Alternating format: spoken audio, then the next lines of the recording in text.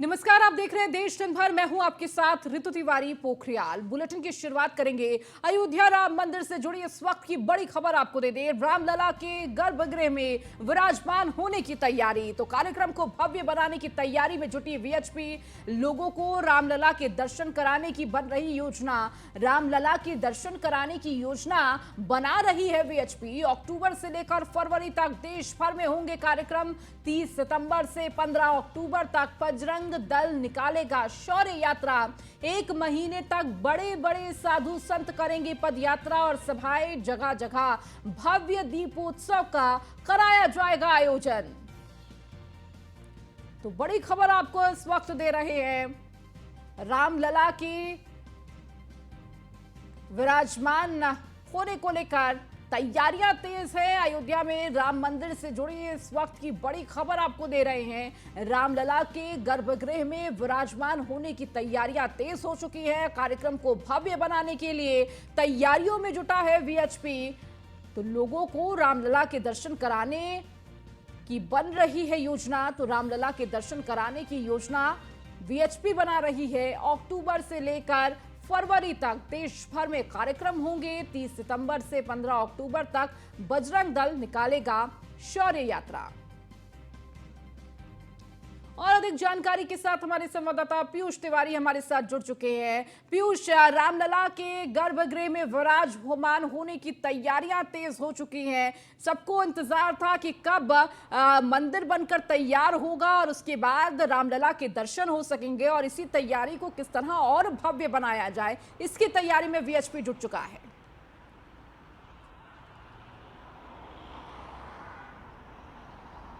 देखिए, अगर हम बात करें तो विश्व हिंदू परिषद और बजरंग दल के लिए काफ़ी ही महत्वपूर्ण ये दिन हो जाएगा, जब वहाँ पे अगर हम बात करें जिस तरीके से तैयारियां की गई है, कार्यक्रम रखे जा रहे हैं, रणनीति बनाई जा रही है कि किस तरीके से अलग अलग जो कार्यक्रम है वो तय किए जाएंगे। खासतौर पे विश्व हिंदू परिषद की बात करें या बजरंग दल की ओर से बात करें, ये भी कहा जा रहा है कि अक्टूबर से लेकर फरवरी तक ये तमाम जो कार्यक्रम है वो तय किए गए हैं। अभी की जो रूपरेखा है वो बजरंग दल की ओर से जो रणनीति बनाई गई है वो शौर्य यात्रा एक निकाली जाएगी, और इस दौरान देश भर की अगर हम बात करें तमाम जो साधु संत हैं उनसे भी मिलने का जो कार्यक्रम है वो रखा गया है। इसके अलावा जो साधु संत हैं वो पदयात्रा भी निकालते हुए नजर आएंगे। तो देश के लिए ऐतिहासिक दिन होगा, क्षण होगा, क्योंकि अयोध्या में भव्य राम मंदिर भी बन रहा है। आपने देखा कि तमाम विश्व हिंदू परिषद के तमाम कार्यकर्ताओं का भी कहीं ना कहीं योगदान रहा है, एक महत्वपूर्ण योगदान रहा है। और इसी कड़ी में विश्व हिंदू परिषद की बात करें या बजरंग दल की बात करें, तमाम जो कार्यक्रम है वो तय किए गए हैं। इसके साथ ही जो दीपोत्सव का कार्यक्रम है वो भी तय किया गया है कि देश के अलग अलग इलाकों में दीपोत्सव भी कराया जाए, और ताकि एक मैसेज दिया जाए कि किस तरीके से काफ़ी संघर्षों के बाद अयोध्या में भव्य राम मंदिर बन रहा है। इसके साथ ही अगर हम बात करें तो जो रामलला के दर्शन कराने की भी योजना जो है वो विश्व हिंदू परिषद बना रही है। हालांकि अभी पूरी तरीके से ये नहीं आधिकारिक तौर पे नहीं बताया गया है कि क्या दर्शन कराने के लिए लोगों को उनके घरों से अयोध्या तक लेकर जाएगी वीएचपी, या कोई वर्चुअली तौर पर व्यवस्था की जाएगी। विश्व हिंदू परिषद पूरी तरीके से रणनीति बना रही है, और कहीं ना कहीं जब ये रणनीति बना ली जाएगी तो पूरी तरीके से आधिकारिक तौर पे घोषणा भी विश्व हिंदू परिषद कर सकती है। लेकिन तैयारी कहीं ना कहीं पूरी कर ली गई है विश्व हिंदू परिषद की ओर से, अगर हम बात करें या बजरंग दल की ओर से बात करें तो। ठीक है पीयूष, बहुत शुक्रिया इस जानकारी को देने के लिए। तो जगह जगह भव्य दीपोत्सव का भी कार्यक्रम रखा जाएगा, आयोजन किया जाएगा। अयोध्या राम मंदिर से जुड़ी ये खबर आपको दे रहे हैं। तो रामलला के गर्भगृह में विराजमान होने की तैयारियां अब तेज हो चुकी है। तो रामलला के गर्भगृह में विराजमान होने की तैयारी में वीएचपी भी जुट चुका है। किस तरह से इसे भव्य बनाया जाए, इसके लिए तमाम कार्यक्रम आयोजित किए जाएंगे।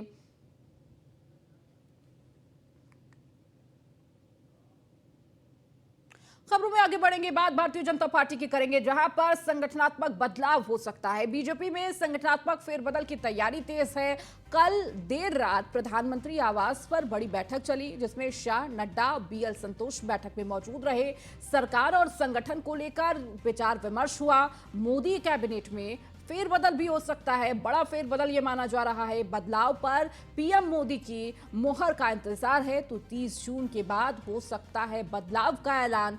संसद के सत्र से पहले हो सकता है ये ऐलान। तो 17 जुलाई से शुरू हो सकता है मानसून सत्र और 10 अगस्त तक मानसून सत्र चलने की उम्मीद।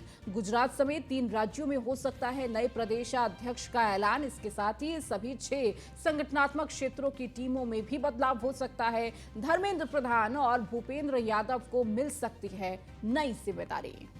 और अधिक जानकारी के साथ पीयूष तिवारी हमारे संवाददाता हमारे साथ जुड़ चुके हैं। पीयूष, कल जिस तरह से बड़े प्रधानमंत्री आवास पर जेपी नड्डा और तमाम बड़े अधिकारी मौजूद रहे और बैठक हुई, उसके बाद ये माना जा रहा है कि संगठनात्मक में बदलाव तो होगा ही होगा, माना जा सकता है। इसके साथ ही कैबिनेट में भी विस्तार हो सकता है या बदलाव देखने को मिल सकता है।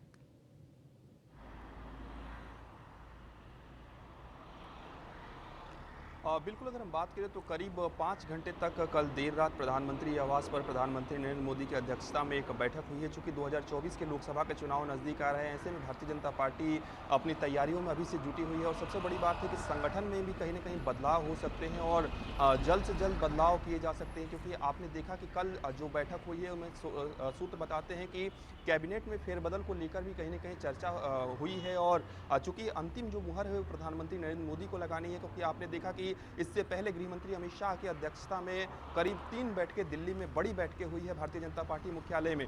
कल जो बैठक हुई है, इस बैठक में संगठन के राष्ट्रीय महामंत्री बीएल संतोष की बात करें, गृह मंत्री अमित शाह की बात करें, प्रधानमंत्री नरेंद्र मोदी की बात करें या भारतीय जनता पार्टी के राष्ट्रीय अध्यक्ष जेपी नड्डा की बात करें, सभी लोग मौजूद रहे। 5 घंटे तक ये बैठक चली है और बैठक में न सिर्फ कैबिनेट में फेरबदल को लेकर चर्चा हुई है, बल्कि यूसीसी को लेकर किस तरीके से सरकार का रुख रहने वाला है, क्या कुछ स्टैंड रहने वाला है, क्योंकि विपक्ष लगातार यूसीसी के मुद्दे पर कहीं ना कहीं सरकार को घेर रहा है।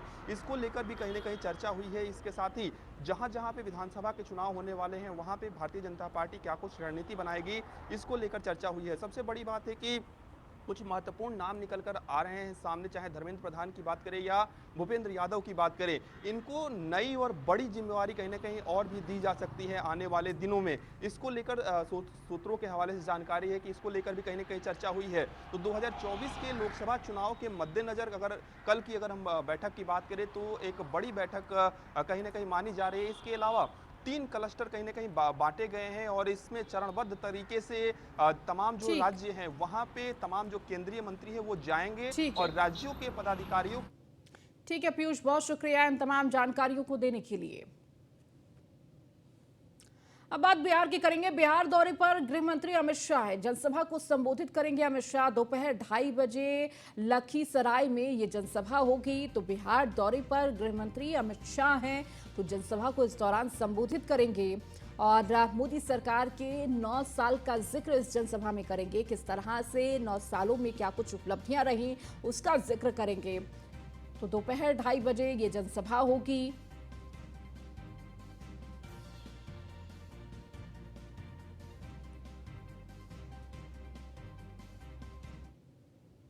बीजेपी की गौरवशाली भारत रैली। हरियाणा के यमुनानगर जाएंगे राजनाथ सिंह। रक्षा मंत्री राजनाथ सिंह करेंगे रैली में शिरकत। तो जगाधरी अनाज मंडी में रैली का आयोजन।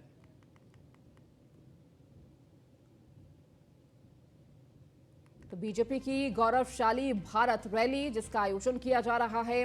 हरियाणा के यमुनानगर जाएंगे राजनाथ सिंह। रक्षा मंत्री राजनाथ सिंह करेंगे रैली में शिरकत। तो जगाधरी अनाज मंडी में ये रैली का आयोजन होगा। सीएम हेमंत बिस्वा शर्मा का दौरा। तो मुख्यमंत्री हेमंत बिस्वा शर्मा दिल्ली पहुंचे, पार्टी के वरिष्ठ नेताओं से कर सकते हैं मुलाकात। तो कांग्रेस नेता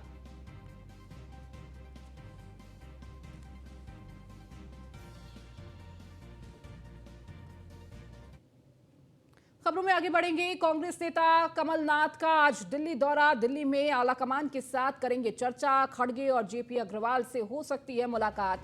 एमपी में प्रियंका और राहुल के दौरे को लेकर चर्चा हो सकती है। तो कांग्रेस नेता कमलनाथ का ये दौरा और दिल्ली में आलाकमान के साथ चर्चा करेंगे। इस चर्चा के साथ ही साथ खड़गे और जेपी अग्रवाल से उनकी मुलाकात हो सकती है। तो एमपी में प्रियंका और राहुल के दौरे को लेकर चर्चा हो सकती है।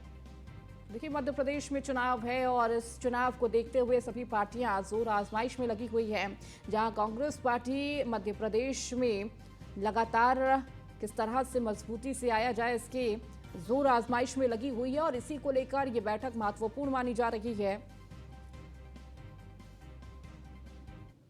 औरंगजेब लेन का नाम बदला गया है। पूर्व राष्ट्रपति के नाम से जाना जाएगा ये road. Doctor APJ Abdul Kalam के नाम से जाना जाएगा औरंगजेब लेन।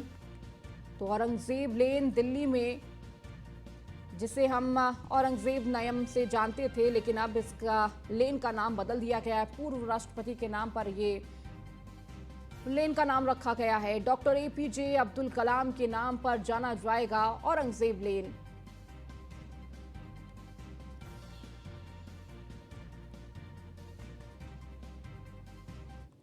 इतिहास रचने की तैयारी में इसरो, भारतीय अंतरिक्ष अनुसंधान संगठन, रचेगा इतिहास। चंद्रमा की सतह पर सफल लैंडिंग कर सकता है चंद्रयान यान 3। तो चंद्रयान लैंड कराने वाला चौथा देश बनेगा भारत। चीन, अमेरिका और रूस चंद्रमा पर कर चुके हैं स्पेस क्राफ्ट की सफल लैंडिंग। तो 13 जुलाई को दोपहर 2:30 बजे होगी चंद्रयान 3 की लॉन्चिंग। तो सूत्रों से यह खबर आपको दे रहे हैं। Mission Baahubali geosynchronous satellite launch vehicle MK3 के कंधों पर होगा।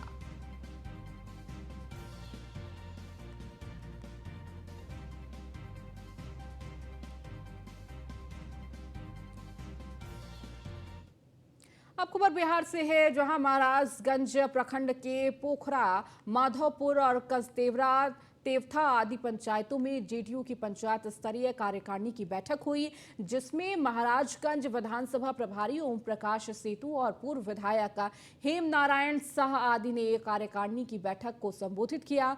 सेतु ने बीजेपी सरकार पर जमकर बरसते हुए कहा कि मोदी सरकार ने जनता को ठगने का काम किया है। उसने जनता से जो भी वादे किए वह पूरे नहीं हुए हैं। उन्होंने कहा कि बीजेपी जब सत्ता में आई थी तो गैस सिलेंडर 400 रुपए में मिल रहा था और आज 1200 में मिल रहा है।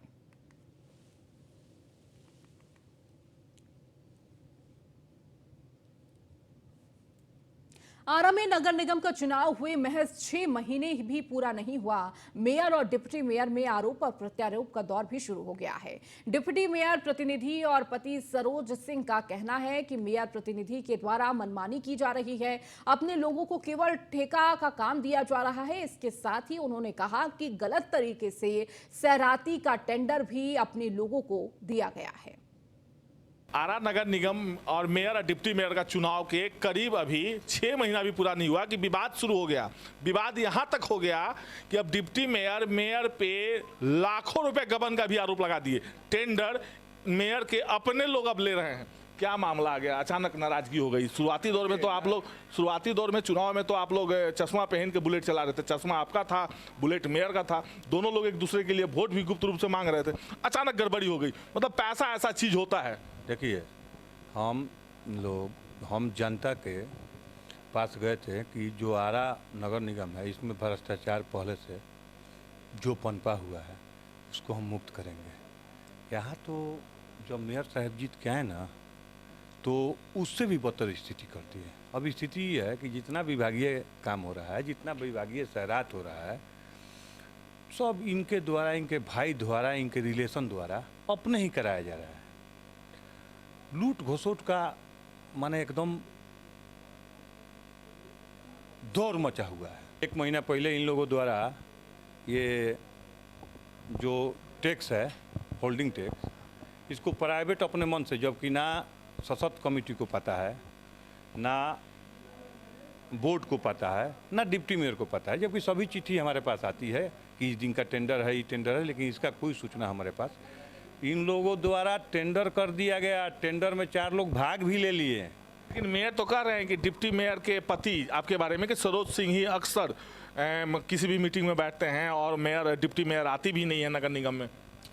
कोई भी ऐसा दिखा दीजिए कि नगर निगम में डिप्टी मेयर कहाँ नहीं आती हैं। उनके बोलने से हो जाएगा। सब डिप्टी मेयर ही हैं। डिप्टी मेयर का तो नकल उनकी मेयर साहिबा करती हैं। 45 वार्ड पार्षद का कहना है कि 1.5% जिनको कमीशन जा रहा था उससे नाराजगी जता रहे। उनको चाहिए कि 2.5% हमको चाहिए। ये कहाँ पार्षद लोग बोला है बताइए? ये मेयर साहब प्रतिनिधि बोले हैं, ललन जी, कि 1.5% उनको भेजे थे वो बोले कि नहीं 2.5% लेंगे। अरे भाई 1.5% क्यों भेजे थे? कहीं ना कहीं तो गड़बड़ी हो रही है। तो ये तो उनसे पूछा जाएगा ना। मैंने भी बताया कि कहीं ना कहीं मेयर आप पे जानलेवा हमला कराए थे। 2 बार हमारे साथ जानलेवा हमला हुआ। अब हमको शक है, माने 100% शक है कि इन्हीं द्वारा कराया गया। दोनों FIR का कॉपी हम आपको दिखा दिए, फुटेज भी दिखा दिए। वहीं भीम आर्मी संस्थापक चंद्रशेखर आजाद को सुरक्षा की मांग। चंद्रशेखर आजाद की सुरक्षा की मांग को लेकर प्रदर्शन। भीम आर्मी आज राजधानी लखनऊ में करेगी प्रदर्शन। थोड़ी देर में परिवर्तन चौक पर यह प्रदर्शन होगा। चंद्रशेखर रावण को सुरक्षा के लिए राज्यपाल के नाम ज्ञापन सौंपा जाएगा। कल सहारनपुर के देवबंद में चंद्रशेखर पर हुआ था जानलेवा हमला। तो चंद्रशेखर आजाद पर हुए हमले को लेकर जहां समर्थक एक तरफ रोष व्यक्त कर रहे थे, तो वहीं परिवर्तन चौक पर प्रदर्शन करते हुए ये नजर आने वाले हैं। आपको बताते चले कि सुरक्षा की मांग को लेकर ये प्रदर्शन रहेगा समर्थकों का। तो थोड़ी ही देर में 1 बजे का वक्त दिया गया है और जिसके बाद सभी समर्थक जुटते हुए नजर आएंगे और राज्यपाल के नाम ज्ञापन सौंपेंगे सुरक्षा की मांग को लेकर। हालांकि एक तरफ देखिए लगातार वीडियो संदेश देते हुए चंद्रशेखर नजर आए कि किसी भी तरह से आप कोई भी गतिविधि ना कीजिए, रोष व्यक्त मत कीजिए, जो भी होगा संविधान के तहत हम कदम उठाएंगे।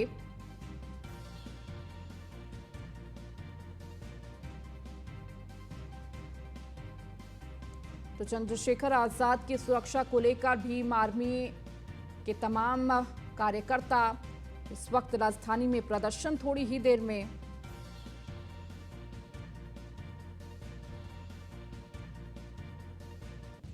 और अधिक जानकारी के साथ संदीप मिश्रा हमारे संवाददाता हमारे साथ जुड़ चुके हैं। संदीप, आज भीम आर्मी के समर्थक जो हैं वो सड़कों पर उतरते हुए नजर आएंगे। क्या तस्वीरें अभी फिलहाल की अपडेट क्या है, क्योंकि 1 बजे का वक्त है, थोड़ी ही देर में ये प्रदर्शन कहीं ना कहीं सड़कों पर नजर आएगा।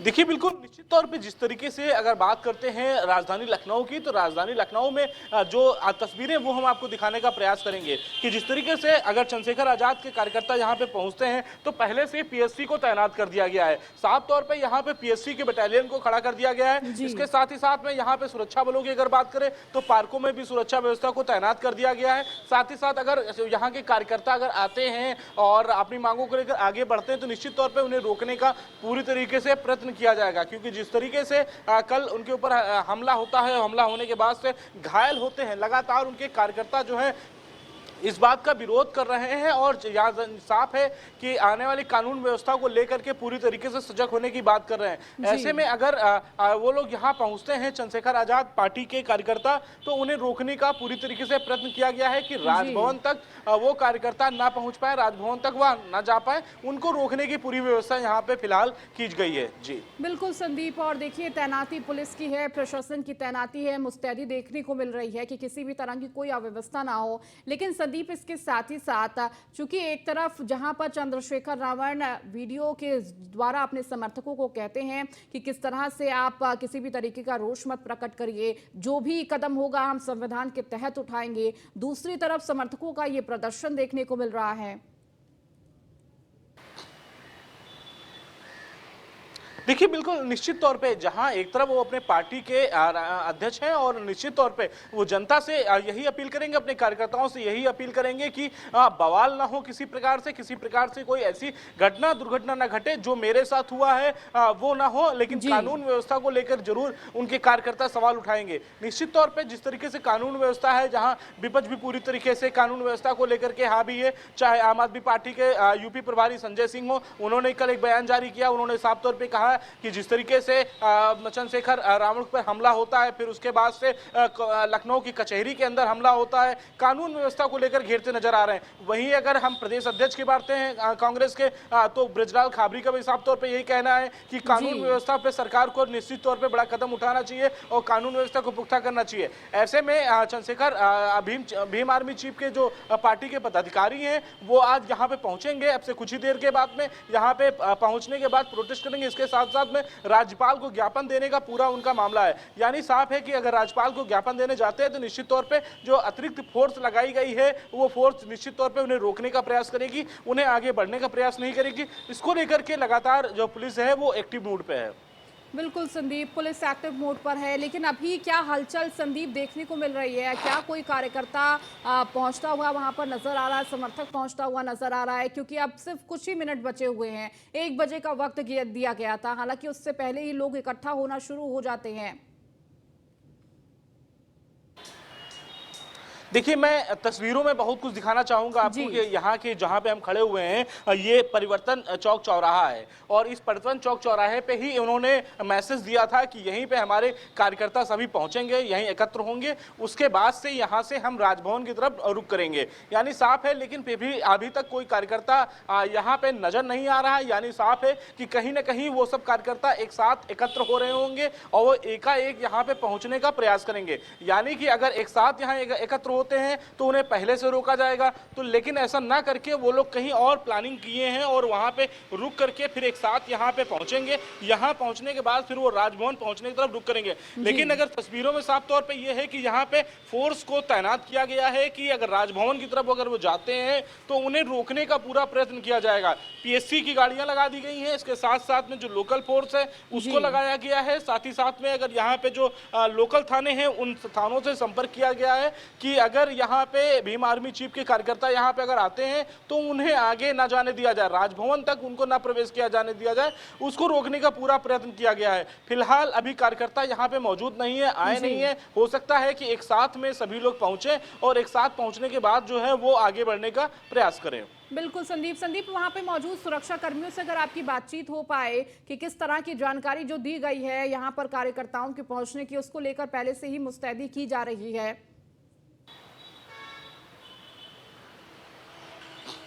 देखिए, जहां पर हम खड़े हैं यहाँ पर अभी कोई पुलिस का बड़ा आला अधिकारी यहाँ पे मौजूद नहीं है, लेकिन जो सिपाही हैं उनसे हम प्रयास करते हैं एक बार बातचीत करने के लिए, लेकिन अगर हो सकता है तो मैं बातचीत करता हूँ। जी सर, आप लोग खड़े हैं, क्यों खड़े हैं यहाँ? यही सुरक्षा व्यवस्था की जिम्मेदारी है, यहाँ पे इसलिए खड़े हैं। अच्छा, सुरक्षा व्यवस्था को लेकर क्या कोई आ रहा है यहाँ पे? ऐसी कोई जानकारी नहीं है अभी। अच्छा, अभी ऐसी कोई जानकारी नहीं। हाँ, नहीं। तो यहाँ पे मतलब और भी फोर्स आने वाली है? नहीं, इस तरीके की तो जानकारी नहीं है, इसकी कोई जानकारी नहीं है। हम सुबह से यहीं पे हैं। अच्छा। हाँ, अभी कोई हमारे पास इस तरह की कोई जानकारी नहीं है। अभी कोई आधिकारिक रूप से आपसे आदेश नहीं आया? नहीं, कोई नहीं। निश्चित तौर पे ये यहाँ पे जो सुरक्षाकर्मी जवान तैनात हैं पुलिस के, तो इनका अभी इनको पास मैसेज का अलर्ट नहीं मिला है, लेकिन निश्चित तौर पे जो फोर्स लगाई गई है वो इसीलिए लगाई गई है कि आखिर यहाँ पर अगर कोई आता है तो उसको रोका जाएगा और उसको यहाँ से आगे नहीं बढ़ने दिया जाएगा। उसको लेकर के यहाँ पे व्यवस्थाओं के प्रबंध किए गए हैं। लेकिन जो यहाँ पे मौजूदा जवान हैं उनका साफ तौर पर कहना है कि फिलहाल अभी हमारे पास कोई ऐसा मैसेज नहीं मिला है, लेकिन पुलिस बल की तैनाती आप साधारण तौर पे आप देख सकते हैं कि क्यों तैनात किया गया है और आखिर क्यों यहाँ पे पुलिस को तैनात किया। ठीक है संदीप, बहुत शुक्रिया इन तमाम जानकारियों को